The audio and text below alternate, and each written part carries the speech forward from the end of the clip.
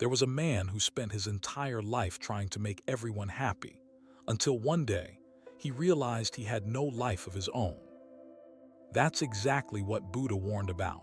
There's a version of freedom most people never quite reach. Not because it's hidden somewhere far away, not because it takes some special gift, but because it asks for something most of us aren't ready to give up: the need for the world around us to confirm that we're okay. Other people's words carry weight. Their approval, their silence, their reactions, we feel all of it. And somewhere along the way, that outside noise starts shaping what we do, how we move, even what we think we're worth. This isn't a character flaw. It's just something that happens when attention gets pulled outward for long enough. But there's a different direction you can look. Lesson 1. Happiness that comes from somewhere outside you isn't really yours. There's a line that shows up in early Buddhist teaching: that peace comes from within and not from anywhere else.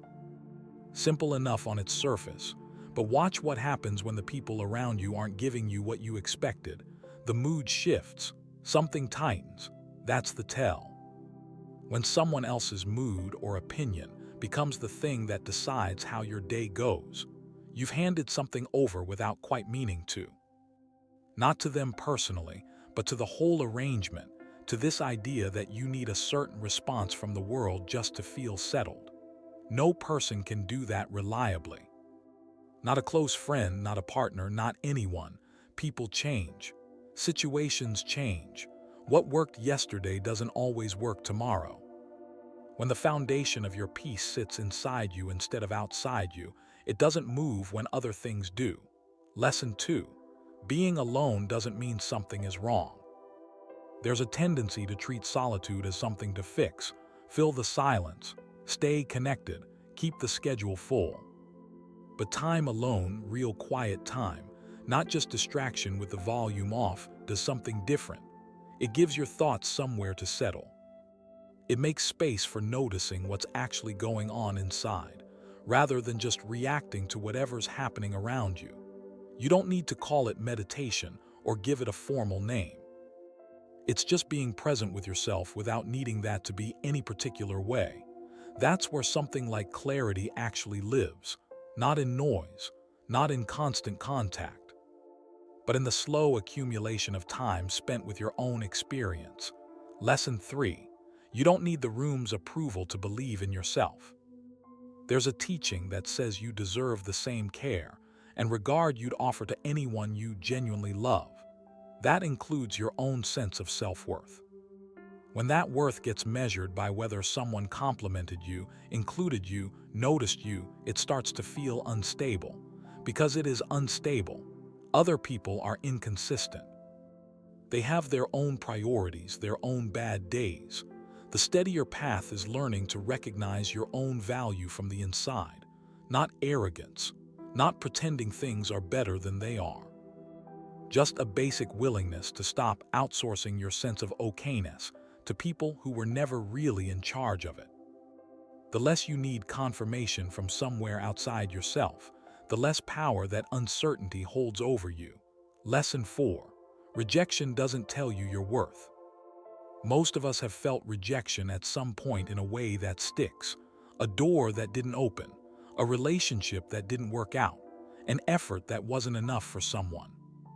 It's easy to read that as a statement about who you are, but rejection is usually just a mismatch, a direction that wasn't right, something whose timing was off or whose conditions weren't there yet. There's something in the early teachings about the grace of letting go, not dragging things with you past the point where they belong. Not every path that closes was yours to take. Sometimes the path that comes after matters more than the one that fell away. When rejection stops being personal, it stops being so heavy. Lesson 5. What other people think about you isn't really your business. A real amount of anxious energy goes toward imagining how you're being perceived, how you came across, what that look meant, whether people are talking. The thing is, someone else's opinion of you says more about their own experience, their filters, their history, their current state of mind than it does about anything real in you. The only honest measure of what you're doing is your own direct knowing of it. An old teaching says something close to this. Look at your own actions, the ones done and left undone.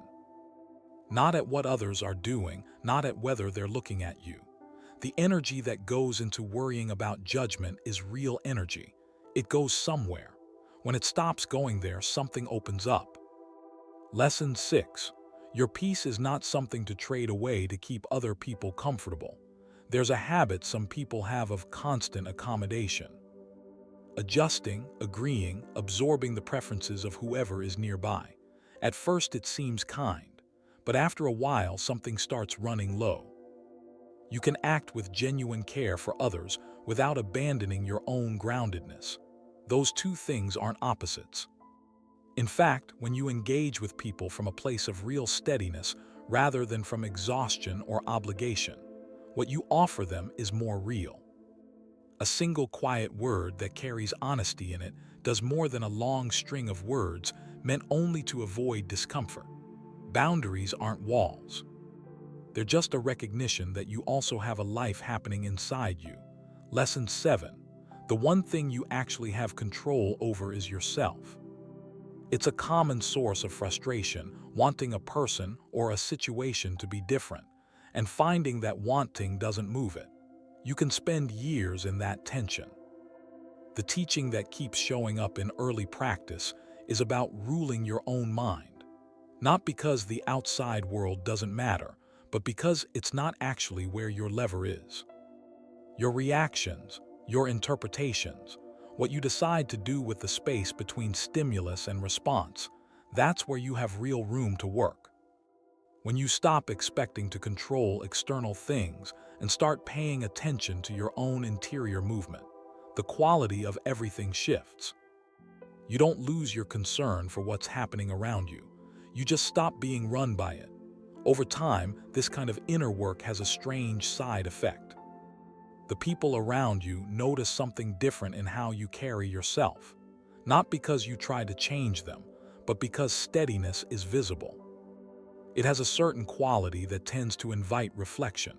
Lesson 8. Most people aren't spending much time thinking about you. This one is oddly reassuring when it lands. The fear of being watched, of being judged for every little thing, it's a heavy thing to carry. And most of the time, it's based on an overestimate of how much space you take up in other people's minds.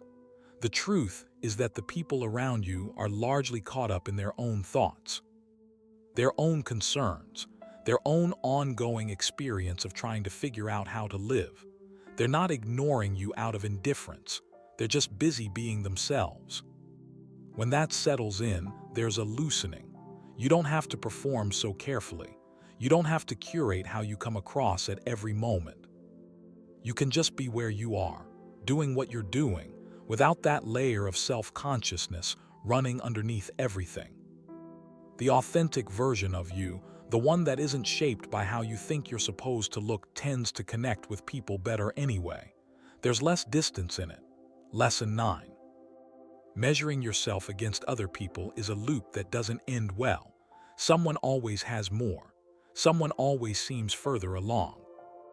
That's just the structure of comparison. There's no finish line where you finally won it. What comparison does is pull attention away from your own actual experience and redirect it toward a kind of imaginary race that isn't really happening. The person you're comparing yourself to is on their own path, dealing with their own things, and probably not thinking about you at all. There's a distinction between contentment and complacency. Contentment doesn't mean you stop growing. It means your sense of value isn't contingent on outpacing someone else. What others have doesn't reduce what you have. Their progress doesn't cost you anything. Social media tends to make this worse because what you see is selected. The images are edited. The story is partial.